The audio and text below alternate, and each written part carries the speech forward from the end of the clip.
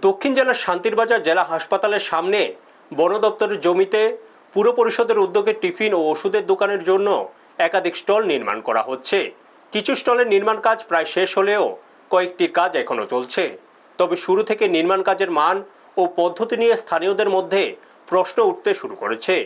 অভিযোগ, ঠিকাদার নিতাই বৈদ্য ও পার্থের তত্ত্বাবধানে নির্মিত কিছু স্টল অত্যন্ত নিম্নমানের তৈরি করা হয়েছে। সামান্য বৃষ্টিতে একটি নবনির্মিত স্টলের অংশ ভেঙে পড়ে। এই ঘটনাকে কেন্দ্র করে এলাকায় ব্যাপক চাঞ্চল্যের সৃষ্টি হয়েছে।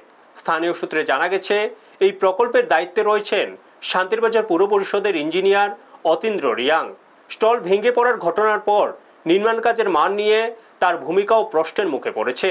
স্থানীয় যুবক মিঠুন নমো সামাজিক মাধ্যমে এই ঘটনায় ক্ষোভ প্রকাশ করে লিখেছেন, নিম্নমানের কাজের মাধ্যমে অর্থ উপার্জনের চেষ্টা চলছে এবং সেই কাজে প্রশাসনিক প্রশ্রয় দেওয়া হচ্ছে।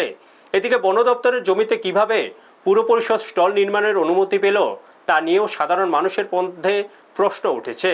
অনেকের দাবি, পুরো বিষয়টি খতিয়ে দেখে প্রয়োজনীয় তদন্ত করা হোক এবং দুর্নীতির সঙ্গে জড়িতদের বিরুদ্ধে প্রশাসন যথাযথ ব্যবস্থা গ্রহণ করুক। ঘটনাকে কেন্দ্র করে শান্তিরবাজার জুড়ে তীব্র প্রতিক্রিয়া দেখা দিয়েছে। ব্যুরো রিপোর্ট, নিউজ তৎকাল 24।